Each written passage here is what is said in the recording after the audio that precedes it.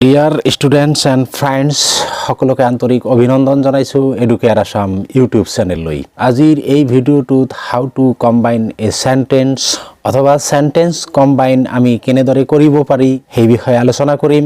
প্ৰথমতে আইছো combine sentence কি?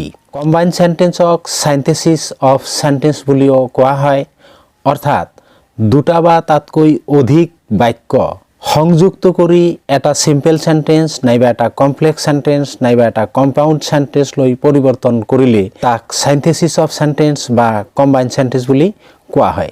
সেন্টেন্স কম্বাইন আমি বিভিন্ন ধৰণে কৰিব পাৰি। আহচোন কেইটামান সেন্টেন্স।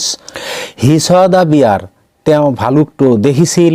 হি ৰেন এৱে, তেওঁ পলাই গৈছিল। এই সেন্টেন্সটো আমি পাৰ্টিসিপল ব্যৱহাৰ কৰি কম্বাইন কৰিব পাৰি। যেনেকুৱা এইটো কম্বাইন কৰিলে হ'ব সিং দা বিয়াৰ, ভালুকটো দেখি হি ৰেন এৱে, তেওঁ পলাই গৈছিল। আন এটা sentence, I read the book, মই কিতাপখন পঢ়িছিলোঁ।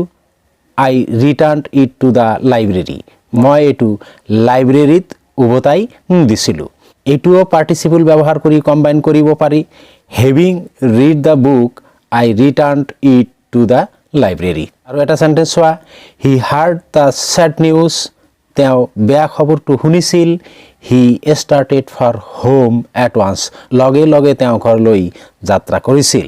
এইটো যদি আমি পাৰ্টিসিপল ব্যৱহাৰ কৰি কম্বাইন কৰোঁ তেতিয়াহ'লে হ'ব on hearing the sad news, বেয়া খবৰটো শুনি he started for home at once, তেওঁ লগে লগে ঘৰলৈ যাত্ৰা আৰম্ভ কৰিছিল। এনেদৰে প্ৰেজেন্ট পাৰ্টিসিপল আৰু পাষ্ট পাৰ্টিসিপল ব্যৱহাৰ কৰি আমি সেন্টেন্স কম্বাইন কৰিব পাৰি। আহা নেক্সট কিছুমান সেন্টেন্স লৈ। আই হ্যাভ সাম ডিউটিজ, মোৰ কিছুমান ডিউটি আছে বা কৰ্তব্য আছে। আই মাষ্ট পাৰফৰ্ম দেম, মই নিশ্চয় সেইবিলাক কৰিম। এইটো আমি টু ইনফিনিটিভ ব্যৱহাৰ কৰি কম্বাইন কৰিব পাৰি। যেনেকুৱা I have some duties to perform, মোৰ কৰিবলৈ কাম আছে। নেক্সট হোৱা, হি সোল্ড হিজ কাৰ, তেওঁ তেওঁৰ গাড়ীটো বিক্ৰী কৰিছিল। হি ৱান্টেড টু পে হিজ ডেপ্ট, তেওঁ তেওঁৰ ধাৰ সুধিব বিচাৰিছিল। এইটো যদি আমি টু ইনফিনিটিভ ব্যৱহাৰ কৰি কম্বাইন কৰোঁ তেতিয়াহ'লে হ'ব he sold his car to pay his ডেপ্ট, তেওঁ তেওঁৰ গাড়ীটো বিক্ৰী কৰিছিল ধাৰ সুধিবলৈ। নেক্সট আৰু এটা সেন্টেন্স চোৱা, হি ইজ ভেৰি টায়াৰ্ড, তেওঁ বৰ ক্লান্ত। হি কেনট ৱাক, তেওঁ খোজকাঢ়িব নোৱাৰে। এইটো যদি আমি কম্বাইন কৰোঁ টু ইনফিনিটিভ ব্যৱহাৰ কৰি তেতিয়াহ'লে হ'ব he is too tired to walk, তেওঁ ইমানেই ক্লান্ত যে খোজকাঢ়িব নোৱাৰে। নেক্সট আহা, দ্য ছানছেট, সূৰ্য অস্ত গৈছিল। উই ৰিটাৰ্ণ হোম, আমি ঘৰলৈ উভতিছিলোঁ। এইটো আমি নমিনেটিভ এবছলুট ব্যৱহাৰ কৰি কম্বাইন কৰিব পাৰি। যেনেকুৱা দ্য ছান হেভিং ছেট, সূৰ্য অস্ত যোৱাত উই ৰিটাৰ্ণ হোম, আমি ঘৰলৈ উভতিছিলোঁ। নেক্সট চোৱা, দ্য ডিনাৰ ৱাজ অভাৰ, খোৱা শেষ হৈছিল। দ্য গেষ্টছ ডিপাৰ্টেড, আৰু আলহীবিলাক প্ৰস্থান কৰিছিল। যদি এইটো আমি নমিনেটিভ এবছলুট ব্যৱহাৰ কৰি কম্বাইন কৰোঁ তেতিয়াহ'লে হ'ব দ্য ডিনাৰ বিং অভাৰ, খোৱা শেষ হোৱাত। দ্য গেষ্টছ ডিপাৰ্টেড, আলহীসকল প্ৰস্থান কৰিছিল। আন এটা সেন্টেন্স চোৱা, the president took his seat, সভাপতিজনে আসন গ্ৰহণ কৰিছিল। দ্য মিটিং বিগান, সভা আৰম্ভ হৈছিল। এইটো যদি আমি নমিনেটিভ এবছলুট ব্যৱহাৰ কৰি কম্বাইন কৰোঁ তেতিয়াহ'লে হ'ব the president having taken his seat, সভাপতিজনে তেওঁৰ আসন গ্ৰহণ কৰাত। দ্য মিটিং বিগান, সভা আৰম্ভ হৈছিল। ইয়াৰ পিছত Ashoka was the king of Magadha, he invaded Kalinga.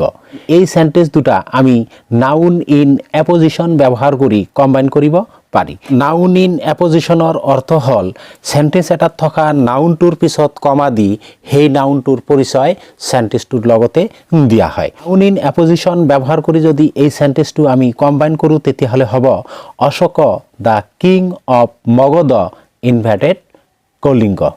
Next চোৱা, Ram was the king of Ayodhya, Ram আছিল অযোধ্যাৰ ৰজা। হি কিল্ড ৰাৱণ, তেওঁ ৰাৱণক হত্যা কৰিছিল। Ravan was the king of Lanka, Ravan আছিল লংকাৰ ৰজা। এইটো যদি আমি নাউন ইন এপজিশন ব্যৱহাৰ কৰি কম্বাইন কৰোঁ তেতিয়াহ'লে হ'ব Ram the king of Ayodhya killed Ravan the king of Lanka.